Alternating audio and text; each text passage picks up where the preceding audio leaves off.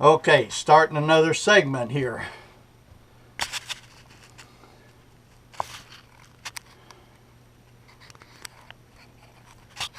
Let me pop this loose. I tried this the other day and it didn't work too good, but this GoPro camera wiggles easily. I mean, it's hard to hold it real still. And the least little bit and it looks all funny. So I'm going to set my hand on top of my stove vent hood and try to hold this steady and show you this corner. Well, from the door over.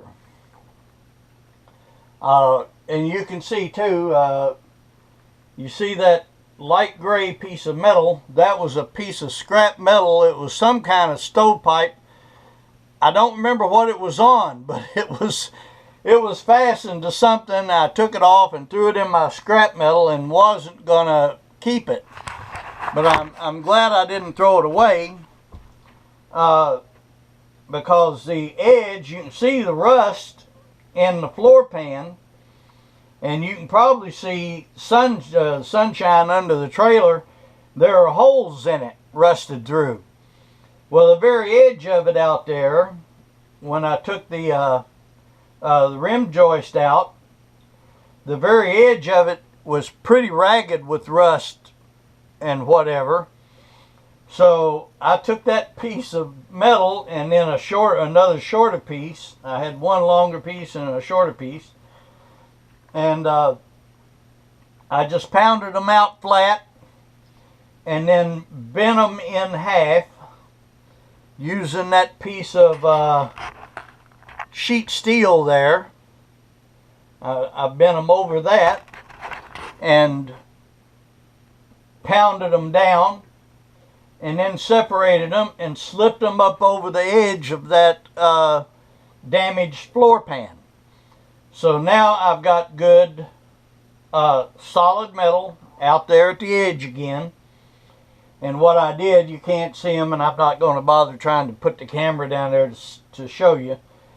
But I used pop rivets and went all the way through that, the floor pan, and the bottom portion of that new metal, and pop riveted it to the floor pan.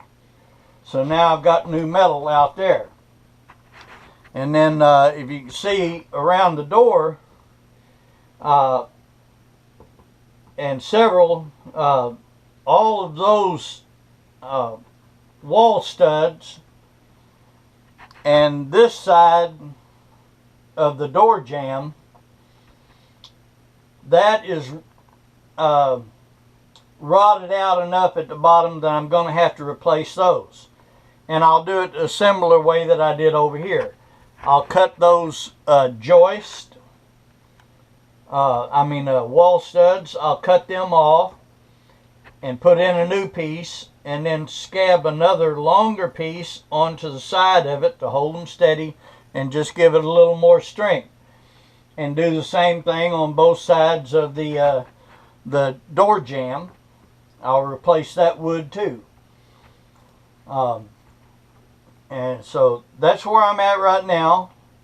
I'm getting ready to start cutting up my 2x2 treated wood to make my new floor joist pieces with. That's where I'm at right now. So I'll shut this off and get those cut. And then when I get them screwed to the new rim joist piece, when I get them screwed to that, then maybe I'll come back on and show you how I'm going to fit that in to the floor. Because that's a little tricky if you've never done it. And just to show you how loose all this is, there's nothing holding this outer wall up. If you watch, there you go. You can see there's nothing holding it, and the same over there. it's going to have to be pulled back in after I get my new rim joist down. Then I'll pull that in, fasten it back up with screws through from the bottom, and then I'll be ready to put my new piece of plywood in. And so for now, I'll go ahead and shut this off, and we'll be back on a little later.